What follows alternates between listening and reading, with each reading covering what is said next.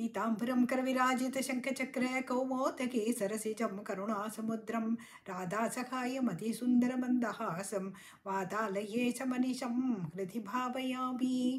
இன்னைக்கு ஸ்ரீமன் நாராயணியத்தில் 18வது தசகத்தில் கடைசி 2 ஸ்லோகம் 9th and 10th அதை பார்க்கலாம். இன்னைக்கு பிருது சக்கரவர்த்தியானவர் 100வது அஸ்வமேத யாகம் பண்ணும்போது ஒரு வாட்டியும் ஸ்பர்தாலு அதனால பொறாம பிடிச்ச இந்த இந்திரனால் இந்த அஸ்வமானது கவர்ந்து போகப்பட இவருடைய பிள்ளையான விஜிதாஸ்வன் அப்படிங்கிறவன் அவன் ஒரு வாட்டியும் இந்த அஸ்வத்தை திரும்பி கொண்டு வந்து கொடுக்கறதும் அப்படி நடந்துகிட்டே இருக்கும்போது இந்த மாதிரி நிறைய வாட்டி இவன் நீச்ச வேஷம் போட்டுட்டு இந்திரன் அவன் கவர்ந்துட்டு போகும்போது இந்த முனிகள் எல்லாமா சேர்ந்து இவரை இந்த இந்திரனை நாங்கள் இந்த ஆகுதி கொடுத்து விடுறோம், எங்களுடைய மந்திரத்தினால இந்த அக்னிக்குள்ள ஆகுதி கொடுத்துடுறோம் சொல்லும்போது அப்போது கமலபவா தட் இஸ்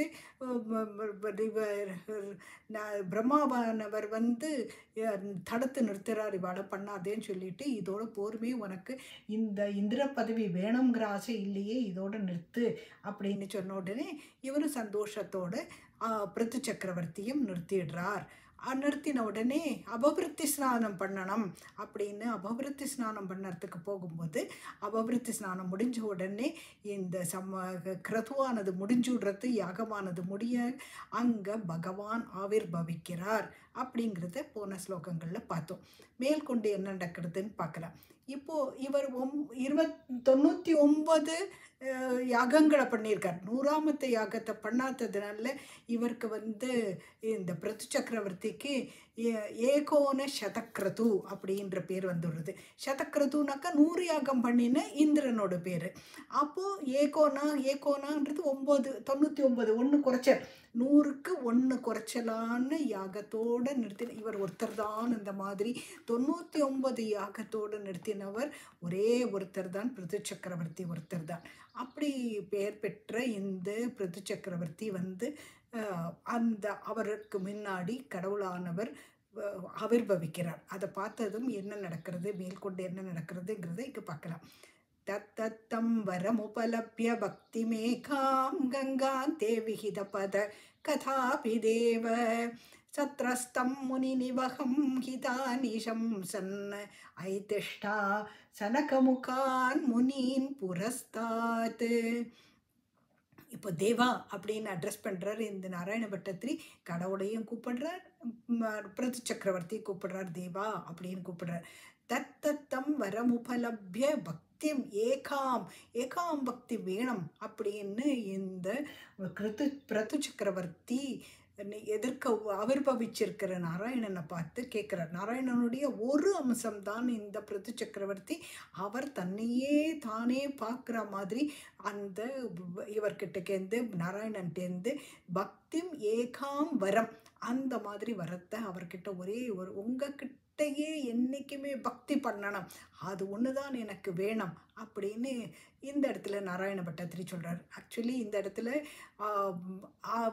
இவர் பிருத்து பக்ராஜ் எனக்கு 10,000 காது கொடுங்கோ கடவுளே, ஏன்னா உங்களுடைய அழகான இந்த லீலைகளை பற்றியும் உங்களுடைய கதைகளை பற்றியும் பேசுறதையும் கேட்கறதுக்கு வேண்டி எனக்கு இந்த உலகத்திலேயே இருக்கணும், எனக்கு வேறு எதுவுமே வேண்டாம், அதை கேட்கறதுக்கு எனக்கு 10,000 காது வேணும் அப்படின்னு அவர் கேட்குறதாக பாகவதத்தில் சொல்லியிருக்கு. 20வது அத்தியாயத்தில் சொல்லியிருக்கு. இப்போது பார்க்கலாம். இப்போ தத்தம் அவரால் கொடுக்கப்பட்ட வரம் உபலப்ய அதை எடுத்து அடைஞ்சின்னுட்டு பக்திம் ஏகாம் பக்தியானது ஒரே ஒரு பக்தி, அந்த பக்தி உங்கள்கிட்டயே என்றைக்குமே பக்தி இருக்கணும் அப்படிங்கிறத எதிர்பார்த்தவர். கங்காந்தே விஹித பத கதாபி. அப்போது கங்காந்தே கங்கையோட தடாகத்தில் ஒரு வர்ஷன்ருக்கார். இந்த 99 யாகம் முடிஞ்சு கடவுளை பார்த்ததுக்கப்புறமா அவர்கிட்டக்கேந்து வேண்டிய வரங்களை வாங்கிண்டு, அதாவது பக்தியம் ஏகாம்ங்கிற வரத்தை வாங்கிண்டு அந்த பிரகாரம் அவர் கங்கையோட தீரத்தில் அவர் விஹித பத அப்படின்னு எல்லாரும் அந்த இடத்துல வசிச்சுண்டு கங்காந்தத்தில் வசிச்சுண்டு இருக்கும்போது அப்போது கதாபி ஒரு நாளைக்கு தேவா தேவாங்கிறத அட்ரெஸ் பண்ணுறார். அப்போது சத்ரஸ்தம் முனி நிவகம் ஹிதா நிஷம் சென்ன. அப்போது அங்கே ஒரு சத்திரம் நடக்கிறது. அந்த முனிகள் எல்லாம் வந்திருக்கா. அந்த முனிகள் எல்லாமா சேர்ந்து ஒரு பெரிய சத்திரம் நடத்துகிறா. அந்த சத்திரம்ன்றது யாகம் மாதிரி. அந்த யாகத்தில் நடத்தும்போது இந்த பிரது சக்கரவர்த்தியானவர் அந்த இடத்துக்கு போயிட்டு ஹிதானி சம்சன் அவளுக்கு ஹிதமான வார்த்தைகள் எல்லாம் உபதேசிச்சுண்டு அவர் இருந்துட்டு இருக்கார். அவர் ஒரு நாளைக்கு அந்த சத்திரத்துக்கு போயிட்டு சத்திரத்தில் வந்து அங்கே இருக்கிற முனிகர்கள் முனி நிவகம் முனிகளோட கூட்டங்கள் எல்லாம் நிறைய பேர்லாம் இருக்கிறத பார்த்துட்டு அவளுக்கெல்லாம் வேண்டிய ஹிதமான வாக்கியங்களை அவருக்கு சொல்லி கொடுத்துட்டே இருக்கும்போது ஒரு நாளைக்கு ஐதிஷ்டா சனகமுகான் ஐதிஷ்டா பார்க்குறாராம். அவர் பார்க்குறார். யாரை பார்க்குறார்? சனகமுகான் முனின்னு புரஸ்தாத் அவரோட எதிர்க்கையே அவர் பார்க்குறார். சனகன் முதலிய 4 யோகிகள் இருக்காள் இல்லையா, சனகன், சனந்தன், சனாதனன், சனத்குமாரன் அப்படிங்கிற பிரம்மதேவருடைய பிள்ளைகளான இந்த 4 யோகிகளையும் இவர் தனக்கு எதிர்க்கையே பார்க்கிறார். தத்தத்தம் வரமுபலப்ய பக்திமேகாம் கங்காந்தே விஹிதபதக்கதாபி தேவக சத்ரஸ்தம் முனிநிவகம் ஹிதானி சம்சன் ஐதிஷ்டாஹ சனகமுகான் முனீன் புரஸ்தாத். சனகமுகர்களையே அவர் தனக்கு எதிர்க்கையே பார்க்குறார். பார்த்த பின்னு அந்த சனக்கர்கிட்டேருந்து சனந்தன்ட்டேருந்து தத்துவங்களை அறிய போகிறார். அது அடுத்த கடைசி ஸ்லோகமானது எடுத்து சொல்லுறது. விஜானம் சனகமுகோதிதம் ததானக ஸ்வாத்மானம் ஸ்வயமகமோ வனாந்த சேவி தத்தாதிருக் பிரதுவபுரீஸ்வர சத்வரம் மே ரோகௌகம் பிரசமய வாதகேகவாசின். வாதகேகவாசின் குருவாயிருப்பா அப்படின்னு கூப்பிடுறார். நீங்கள் என்ன பண்ண ஈஷா அப்படின்னு நம்ம 3ஆவது பாத்திரத்துலையும் 4ஆவது பாத்திரத்துலையும் ஈஷாங்கிறது 3ஆவது பாத்திரத்தில் வருது. வாதகேகவாசின் குருவாயிருப்பாங்கிறது 4ஆவது பாத்திரத்தில் வருது. நீங்கள் வந்து விஜானம் சனகமுகோதிதம் ததானக அவர்கிட்டேருந்து எடுத்துக்கிற that is received, you are receiving.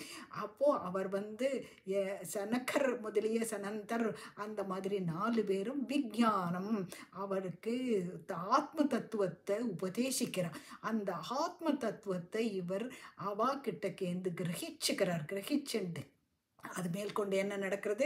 விஜானம் சனகமுகோதிதம் ததானக ஸ்வாத்மானம் ஸ்வயமகமோ வனாந்த சேவி. அதுக்கப்புறம் அவர் வனத்துக்கு போயிடுறார். அதுலேருந்து அந்த ஃபுல்லாக தன்னுடைய ஆத்மானம் என்னதுங்கிறத புரிஞ்சுண்டாச்சு. அவர்கிட்டக்கேந்து அந்த சனக்கர்கள் முதலிய 4 ரிஷிகள் கிட்டக்கேந்து தத்துவ ஞானத்தை ஆத்ம ஞானத்தை நன்னா அறிஞ்சுண்டாயாச்சு. அவகிட்டக்கேந்து கிரகிக்க வேண்டியதெல்லாம் கிரகிச்சுண்ட பின்ன தானாகவே தன்னுடைய ரூபம் என்னதுங்கிறத நன்னா புரிஞ்சுண்ட வனாந்த சேவி வனத்துக்குள்ள இருக்கிற அவர் ஸ்வயம் அகமோஹோ தானாகவே அந்த இடத்துக்கு போறார்.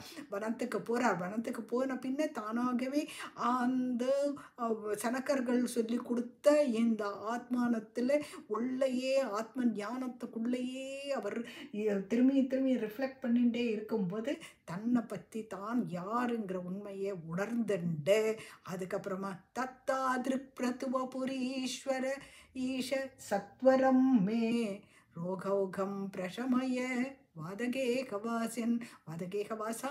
இந்த மாதிரி ஒரு பிருத்துடைய ரூபத்தில் வந்த நீங்கள், தட் இஸ் அவருடைய அவதாரமான நீங்கள், பகவானுடைய அவதாரமான பிருத்து சக்கரவர்த்தியான நீங்கள் இருக்கிறீர்களே, பிருத்து வபு, ஒரு பிருத்து அப்படிங்கிற வபு அந்த பிருத்து சக்கரவர்த்தியுடைய உருவத்தை தாங்கின நீங்கள் ஈஷா சத்வரமே எனக்கு சீக்கிரமாக வந்து ரோகௌகம் பிரசமையா என்னுடைய ரோகங்களை எல்லாம் நீக்கி கொடுத்துடுங்கோ, அப்படியே தனிச்சு கொடுத்துடுங்கோ ரோகௌகம்.